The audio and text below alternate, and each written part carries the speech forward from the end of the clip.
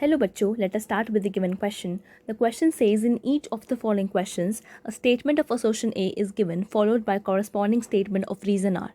Of the statements, mark the correct answer as A. If both assertion and reason are true and reason is the correct explanation of assertion.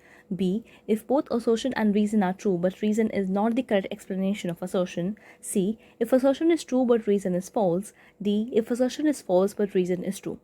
Assertion A. Restriction endonucleases are also called molecular scissors. Reason R. When fragments generated by restriction endonuclease are mixed, they join together due to their sticky ends. देखिए, सबसे पहले इस question को हमें कैसे solve करना है. हमें यहाँ पे दो स्टेटमेंट्स दी हुई हैं, एक असर्शन है एंड एक रीज़न है. एंड हमें करेक्ट आंसर को कैसे मार्क करना है. अगर हमारा असर्शन और रीज़न दोनों ट्रू होते हैं और रीज़न करेक्टली एक्सप्लेन करता है असर्शन को, तो हम ए मार्क करते हैं. अगर हमारा असर्शन और रीज़न ट्रू होते हैं लेकिन रीज़न करेक्टली एक्सप्लेन नहीं करता असर्शन को, तो हम बी मार्क करते हैं. अगर असर्शन ट्रू होता है लेकिन रीज़न फॉल्स होता है तो हम सी मार्क करते हैं. एंड अगर असर्शन फॉल्स होता है लेकिन रीज़न ट्रू होता है तो हम डी मार्क करते हैं. ना सबसे पहले हम क्या जान लेते हैं कि क्या की कंसेप्ट इन्वॉल्व्ड है इस क्वेश्चन को सॉल्व करने के लिए. So the key concept involved is having the knowledge of restriction endonuclease, जिनको हम आरई भी कहते हैं. सो रिस्ट्रिक्शन एंडोन्यूक्लियस हमारे कुछ ऐसे एंजाइम्स होते हैं जो केपेबल होते हैं एक डीएनए स्ट्रैंड को कट करने के लिए इनटू फ्रैगमेंट्स. यानी अगर हमें डीएनए को क्लीव या कट करना है तो हम इस्तेमाल करते हैं रिस्ट्रिक्शन एंडोन्यूक्लियस का, ताकि हम उसके फ्रैगमेंट्स बना सकें. सो let us right that it cuts DNA strand into fragments. इसका क्या मतलब है, अगर ये हमारा एक डीएनए का स्ट्रैंड था तो रिस्ट्रिक्शन एंडोन्यूक्लियस से उसे ट्रीट करने पर हमारे पास कुछ फ्रैगमेंट्स ऐसे ऑब्टेन हो जाएंगे. So this is my DNA and this is the fragments that I have obtained from restriction endonuclease. Now, let us start with the assertion. Assertion A says restriction endonucleases are also called molecular scissors. देखिए, ये एक true statement है कि जो restriction एंडोन्यूक्लियसेस होते हैं हम उनको मॉलिकुलर सिजर्स भी कहते हैं. मॉलिकुलर सिजर्स हम इसलिए कहते हैं क्योंकि ये केपेबल होते हैं डीएनए को कट करने के लिए. तो डीएनए के एक मॉलिक्यूल को कट करने के लिए हम इस्तेमाल कर सकते हैं रिस्ट्रिक्शन एंडोन्यूक्लियस का.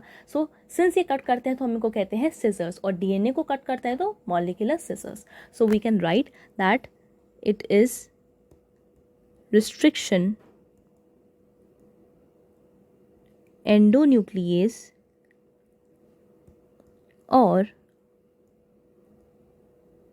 molecular scissors. So that means हमारा assertion एक true statement है. Now reason R says when fragments generated by restriction endonucleases are mixed, they join together due to their sticky ends. देखिए, ये भी एक करेक्ट स्टेटमेंट है कि जब हम फ्रैगमेंट्स को बनाते हैं रिस्ट्रिक्शन एंडोन्यूक्लियस से एंड हम उनको मिक्स कर देते हैं तो वो कैसे ज्वाइन करते हैं, अपने स्टिकी एंड्स की वजह से. सो फर्स्ट ऑफ ऑल हम ये जान लेते हैं कि स्टिकी एंड्स क्या होते हैं. So let us write what are sticky ends.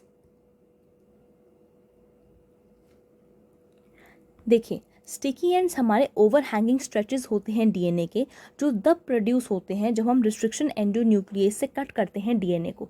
यानी डीएनए को कट करने पर रिस्ट्रिक्शन एंडोन्यूक्लियस से हमारे पास कुछ स्टिकी एंड्स बनते हैं जो जनरली क्या होते हैं, हमारे ओवर हैंगिंग स्ट्रेचेस होते हैं डीएनए के. So we can write these are overhanging stretches of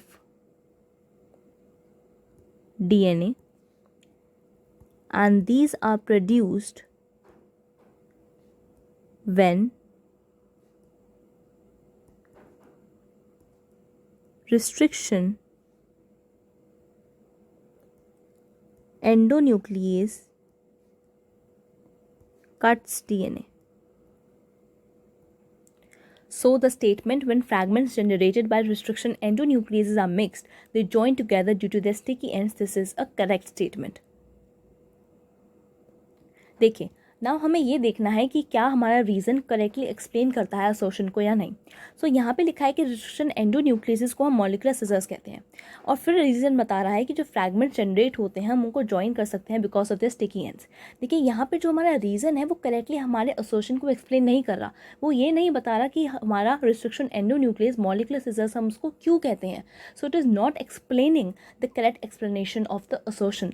that means हमारा असर्शन और रीज़न दोनों ट्रू हैं, लेकिन रीज़न करेक्ट एक्सप्लेनेशन नहीं है असर्शन का, तो हम इस्तेमाल करेंगे हमारे करेक्ट ऑप्शन का, that is option B. So हमारा करेक्ट ऑप्शन होगा B. If both assertion and reason are true but reason is not the correct explanation of assertion is the required answer for the given question. Hope understood the question well. All the best.